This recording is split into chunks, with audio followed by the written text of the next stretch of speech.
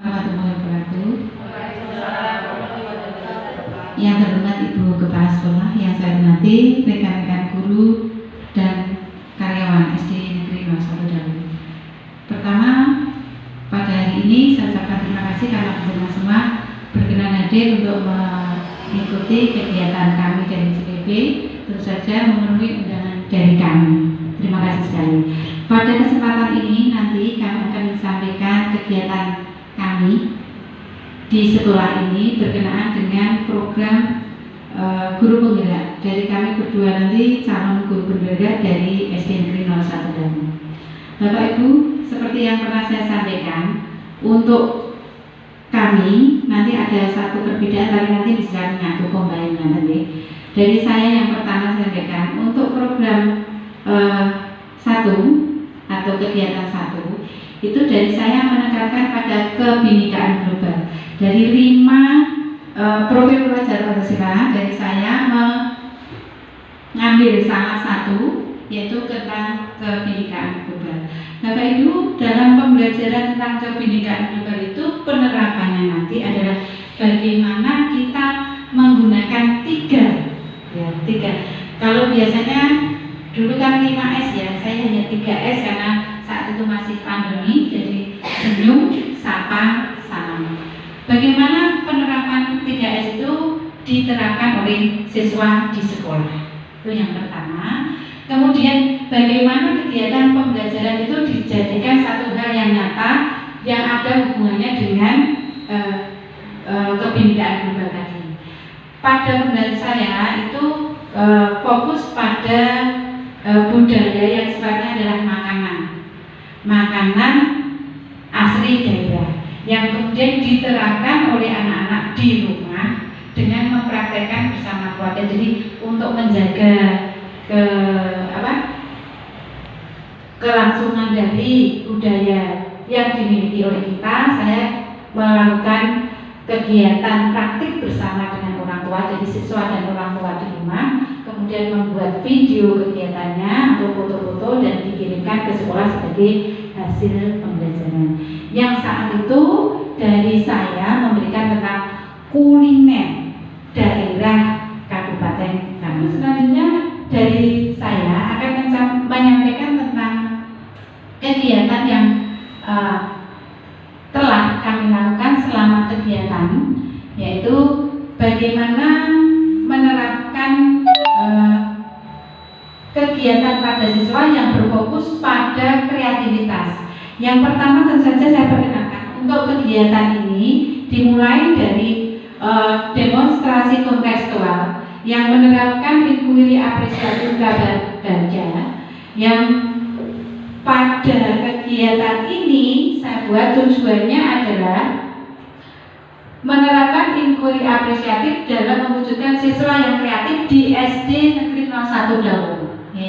Kemudian pengertian inquiry apresiatif itu apa? Yang perlu kita tekankan di situ, pendekatan manajemen. Berarti ini secara keseluruhan manajemen perubahan yang kolaboratif. Jadi menitik beratkan pada kerjasama kita yang berbasis pada kekuatan. Kekuatan itu adalah hal yang positif yang dimiliki sekolah kita. Harapan kita setelah menerapkan kreativitas semua yang ada tadi, itu anak-anak kita nanti ke SMP juga akan menunjukkan keberanian.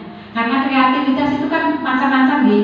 Bisa wujudnya produk, bisa wujudnya lisan atau komunikasi, bisa wujudnya tulisan. Jadi untuk hal ini dari saya memiliki kecenderungan di sana, diharapkan anak-anak bisa benar-benar percaya diri dengan apa yang dimiliki.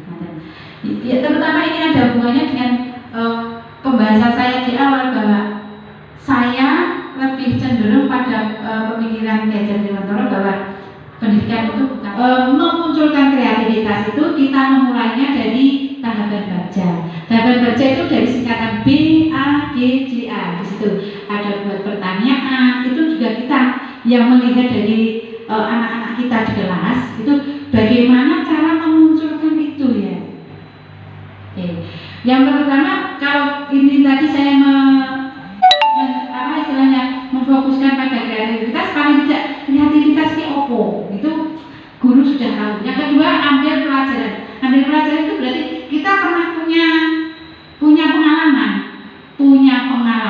yang sangat menarik yang bisa diterapkan ketika di kelas. Misalkan saya tadi menggunakan kreativitas, berarti saya menggunakan saya pernah menggunakan metode pembelajaran PBL. PBL itu problem based learning. Banyak sekali dari teman-teman guru yang sudah seperti itu, sudah menggunakan itu. Nah, saya akan mengambil dari metode itu untuk menggali kreativitas dari anak-anak. Kemudian yang ketiga, dari mimpi, menggali mimpi. Saya itu punya impian kalau tadi anak-anak itu bisa menjadi kreatif, itu seperti apa nanti setelah anak saya terapkan kreativitas itu nanti jadinya seperti apa? Apakah mereka itu benar-benar bisa kreatif, bisa memunculkan ide-ide sendiri tanpa bantuan kita, dan nanti itu termasuk hal yang saya inginkan ke depan. Jadi anak-anak percaya diri dan bisa membangun kreativitas dirinya. Yang ketiga, jabatan cara. Jadi saya punya plan, punya perencanaan untuk anak-anak nanti dalam pembelajaran, misalnya dalam proses pembelajaran, bagaimana kreativitas itu akan diberikan. Oke, setelah misalkan dari proses pembelajarannya, setelah anak dijelaskan sebentar, kemudian anak itu digali dengan pertanyaan terbuka, karena problem based learning itu biasanya akan memberikan satu permasalahan, anak-anak kemudian akan menghasilkan satu jawaban atau produk atau penyelesaian masalah. Kemudian atur eksekusi itu bagaimana kita menyelesaikan hal yang kita buat di awal. Ini isinya itu proses kemudian produk. Oke, proses dan produk. Bapak Ibu bisa melihat prosesnya bagaimana ketika anak-anak di kelas. Itu anak-anak menggunakan cara kolaboratif, kemudian komunikatif, berpikir kritis dan reflektif. Itu juga bisa diterapkan pada guru. Gurunya juga demikian. Selanjutnya produk yang dihasilkan itu karena ini hasilnya kreativitas, mestinya ya nanti produknya antara satu dengan anak yang lain bisa. Selanjutnya yang ketiga adalah jabatan rencana. Itu adalah plan yang saya akan lakukan. Bisa penjenengan lihat. Jadi memberikan pemahaman kreativitas yang harus dicapai oleh anak ketika mereka melakukan pembelajaran dengan problem based learning. Lanjutnya lagi, ini atur eksekusi. Bagaimana terakhir guru itu melakukan kegiatan yang pertama adalah membagi siswa dalam kelompok kecil, hampir sama nih. Semua yang model pembelajaran inovatif biasanya mesti kelompok, jarang sekali yang individu. Kemudian mengerjakan tugas dan sebagainya, dan selanjutnya untuk simpulan adalah untuk mencapai visi guru penggerak, ya, untuk mencapai visi ini guru penggerak harus memahami bahwa saya harus memahami bahwa siswa itu memiliki kodrat alam masing-masing. Jadi dari lahir sudah membawa sesuatu yang memang luar biasa. Yang kedua, tugas dari saya seorang guru adalah menuntun anak, menunjukkan ke arah mana, kemudian memotivasi mereka. Ayo. Ya. Kemudian yang ketiga adalah memfasilitasi. Jadi saya itu wajib menuntun anak, sehingga pada akhirnya nanti akan menghasilkan profil pelajar Pancasila yang luar biasa. Untuk mewujudkan profil pelajar Pancasila pada kelas-kelas itu diusahakan untuk membuat kesepakatan kelas di awal. Jadi saya kira untuk kelas-kelas sudah. Nah, kelas saya juga sudah pada awal kegiatan PTM itu sudah saya buat kesepakatan kelas yang nantinya akan diharapkan dapat mendukung terwujudnya profil pelajar Pancasila. Terutama untuk saya, fokus pada kreativitas yang diantara profil pelajar Pancasila itu sendirinya tentu saja saling mendukung, tidak bisa berdiri sendiri-sendiri. Demikian Bapak Ibu yang bisa saya sampaikan. Terima kasih.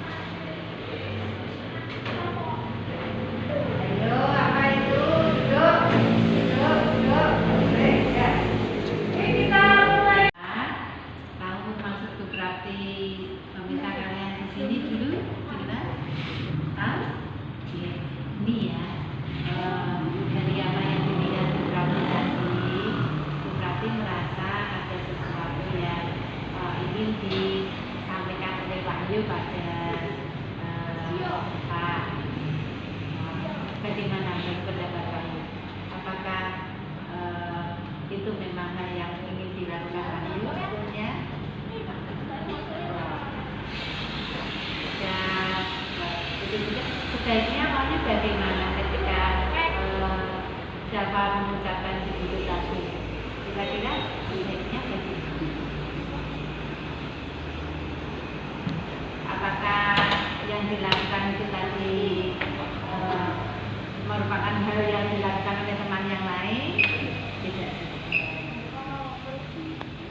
Jika tidak demikian berarti harus disadari oleh wahyu dan apa ya, bahwa kita itu bukan orang yang sempurna. Sesuatu itu bisa membuat orang melakukan suatu kesalahan. Itu tadi maaf, memang mungkin yang dilakukan itu kurang benar, kurang tepat, kurang sesuai, karena kalian itu berteman. Teman sekelas itu harus memunculkan apa? Sifat kerja sama, saling asing, saling menyayangi, betul ya. Mungkin apa yang terjadi pada Wahyu boleh Bu Prati tahu, kenapa kok tiap hari, bukan tiap hari ya, maksudnya seringkali terlambat. Adakah sesuatu yang ingin disampaikan Wahyu? Mengapa begitu? Kenapa? Boleh Bu Prati tahu mengapa sering terlambat atau datang kok agak kesiangan terus? Sering disuruh Oh, kalau pagi disuruh dulu untuk belanja. Jadi tidak, sebetulnya sudah siap.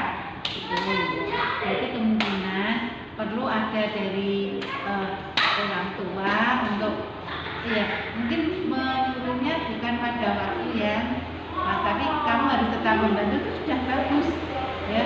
Membantu orang tua itu bagus. Mungkin waktunya saja ya, mungkin Wahyu harus siap lebih awal ya. Jadi nanti dari bapak ibu itu ketika menyuruh, jadi Wahyu ketika berangkat itu sudah selesai mengerjakannya ya.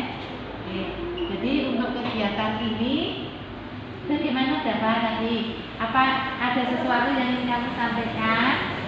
Oke, tadi Bapak bilang terlambat terus atau gimana tadi? Kira-kira gimana?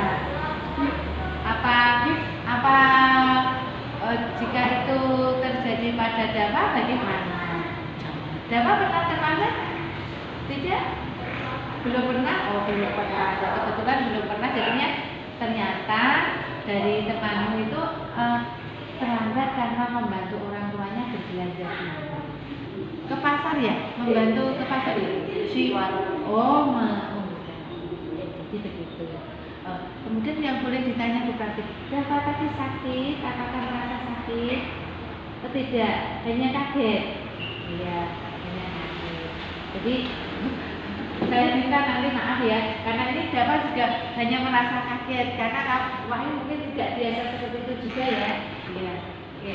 Oleh karena itu coba karena ini tadi Bu Prati juga agak Wahyu merasakan seperti itu, Bu Prati juga agak kaget, Wahyu juga melakukannya juga tampaknya tadi kan juga agak ragu-ragu karena tidak biasa melakukan itu, tapi dilakukan juga. Jadi saya minta nanti kalian setelah ini bisa untuk melihat atau mengetahui situasi dari teman kalian ya.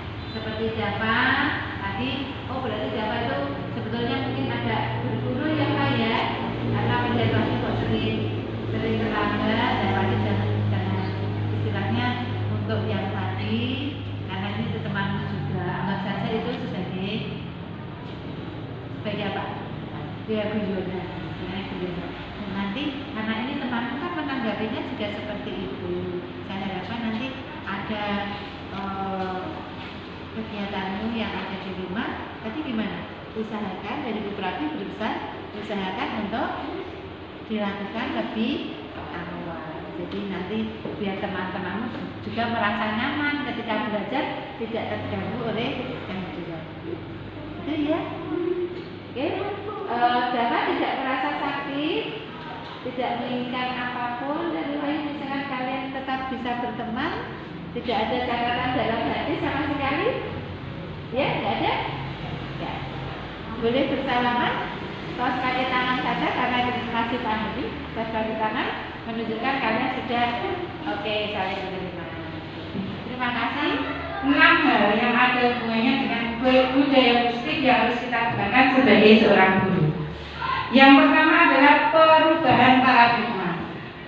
Yang pertama, yang perlu kita ada ketika ada di kelas itu, kita itu sebetulnya bukan menjadi kontrol bagi siswa. Biasanya kan kalau kita mengkontrol, biasanya ditandai dengan kata-kata atau kalimat kita yang menjadikan siswa itu seperti terhukum. Itu sebenarnya harus kita hindari, gitu. Kemudian yang kedua, penguatan positif. Yang ketiga, pemberi kritik. Ini juga tidak diizinkan. Kemudian yang terakhir ada pemaksaan disiplin. Ini juga tidak diizinkan. Jadi kita itu harus benar-benar aware pada anak-anak dengan memberikan kebebasan pada mereka semua. Selanjutnya yang kedua adalah konsep disiplin dan motivasi. Bahwa manusia itu menyukai kenyamanan, siapapun. Bahkan kita bekerja itu kan juga jarang untuk mutasi karena kita merasa nyaman, betul enggak? Nah, oleh karena itu, kalau anak secara umum mestinya ingin berada pada posisi atau kondisi yang nyaman ketika mereka belajar. Selanjutnya, ada imbalan atau penghargaan. Jadi kita itu termotivasi melakukan sesuatu itu kadang kita berpikirnya, oh kok untuk hadiah, oh kok untuk upah. Padahal sebetulnya itu juga tidak diizinkan. Kemudian yang ketiga adalah menghargai diri sendiri. Ini yang terbaik Bapak Ibu. Jadi yang terbaik bagi kita ketika kita melakukan suatu disiplin, suatu tindakan disiplin, misalkan datang tepat waktu, mengerjakan sesuatu selesai tepat waktu, itu sebetulnya adalah penghargaan diri kita kepada diri kita sendiri. Apabila ini dilakukan dengan benar, maka kita akan berjalan sesuai dengan hal yang positif. Maksudnya apa? Kita akan berjalan itu tidak, istilahnya tidak menggok rono menggok reni. Kita akan lurus, bahkan startnya itu sama memang menanjak. Prosesnya itu semakin hari semakin meninggi, bukan menurun, kadang naik kadang turun gitu, tidak. Oleh karena itu perlu bagi kita untuk konsep disiplin itu menerapkannya dengan cara menghargai diri sendiri. Yang ketiga adalah keyakinan kelas. Mengapa kita harus menggunakan ini, Bapak Ibu? Sebetulnya kalau yang ada hubungannya dengan disiplin itu, keyakinan kelas itu sebetulnya mengembalikan sesuai dengan norma yang ada. Aturannya, misalkan ya, aturannya kalau kelas itu dimulai jam 7, apakah kita akan datang jam 7? Kan tidak. Makanya itu untuk mengembalikan keyakinan kelas ini, nanti termasuk anak-anak juga, ketika anak-anak itu melakukan satu kesalahan, satu pelanggaran, maka kita tidak, oh ini salah, kamu salah, kamu itu peneguran yang seperti itu salah. Kita harus mengembalikannya pada norma. Oh, tidak ya, seandainya itu kelas dimulai jam 7, kita datang jam 7 2 menit atau 5 menit, itu kita tanyakan pada anak-anak yang terlambat. Seperti itu. Itu memang hal yang baru. Saya sendiri ketika menemui hal ini juga hal yang baru. Karena kita biasanya ngapa telat ngapa telat mas, betul enggak? Nah itu ternyata itu sesuatu yang harus kita ubah. Ya, harus kita lakukan. Yang kedua, memotivasi siswa secara intrinsik menjadi baik. Begini, jadi tadi seperti sebaiknya kita datangnya jam berapa, atau kita bersiapnya jam berapa dari rumah, agar kita tidak terlambat, tidak mengatakan kamu terlambat seperti tadi. Berarti itu nanti dengan kata sebaiknya kita datang atau memeriksakan diri dari rumah jam berapa mas, nanti dia akan menjawab 6:30 bu, mungkin begitu. Oh berarti dengan sendirinya nanti anak akan termotivasi dari dalam dirinya, ada dorongan dari secara intrinsik dari dalam dirinya untuk mengubah kebiasaan. Ya, selanjutnya ini ada kebutuhan dasar manusia. Bapak Ibu, kebutuhan dasar manusia itu ada 5. Yang pertama adalah bertahan hidup. Itu biasanya tercukupinya pangan, sandang, papan, begitu ya.